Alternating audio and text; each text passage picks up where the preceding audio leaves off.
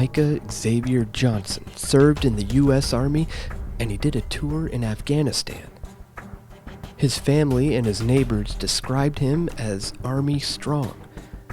He was a well-respected veteran who loved to play basketball. Until now.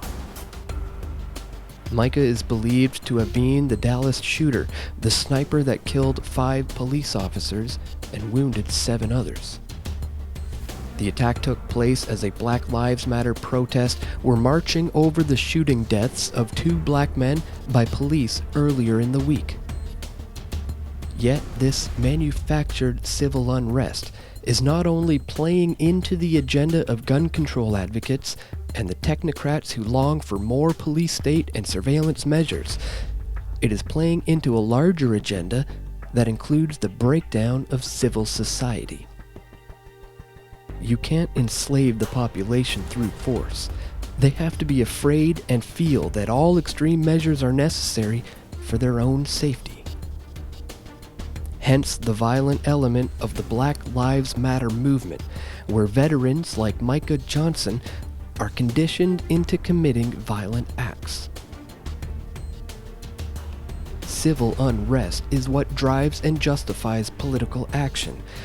From the Ontario Coalition Against Poverty, where police would protect the protesters who chanted for more cop killings, to the manufactured Arab Springs, or even the agent provocateurs in Montebello, Quebec, civil unrest can be used to clamp down on protesters or ignite extremist elements and provoke violence. At the upcoming Republican National Convention, the pro-Trump crowd is being allocated to the same protest zone as the Black Lives Matter protest. This is a problem waiting to happen. The RNC protests are being designed to generate chaos. They are attempting to kick the race war into overdrive. But just who are Black Lives Matter? While a majority of the sympathizers may be legitimately concerned with the amount of white cops killing black people, especially young people, the core of this group is militant, and as is in the case of Micah Johnson, connected to the U.S. military. In Canada, the biggest faction is located in Toronto. Researcher and journalist Greg Renouf has exposed connections within this group, linking the militants to some troublemakers in Occupy Toronto, Idle No More, and many others. The movement also has links to the COOP Labor Union, the Law Union of Toronto, the Student Association of George Brown University, the University of Mississauga Campus Students Union, the University of Toronto Students Union, and many others. These are the neo-Marxists looking to further solidify statism and cultural Marxism into the daily lives of Canadians. They are violent, and they will try to smear and undermine anyone who stands in their way. These are the people who feel empowered by such publications as Adbusters, with their connections to Tides Canada and George Soros. The Black Lives Matter movement, the shooting in Dallas, isn't about addressing real social concerns.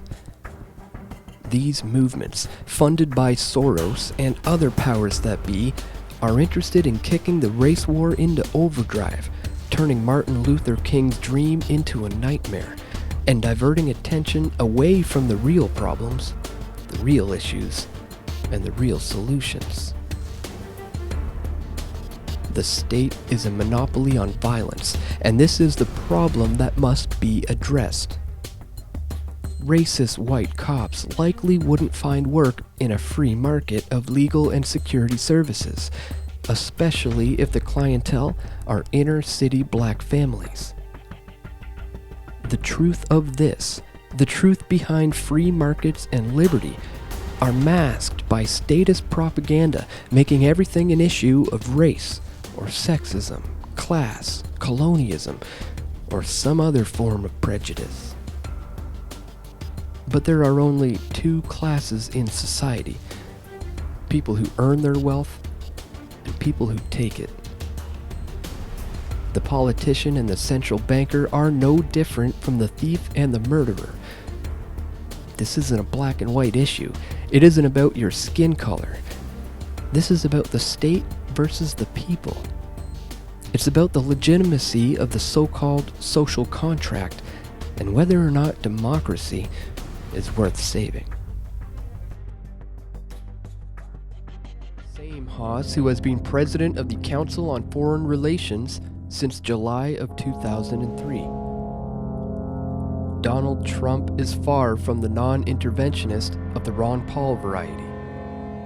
In fact, it seems to me that Trump is only there to hand the presidency to Hillary Clinton.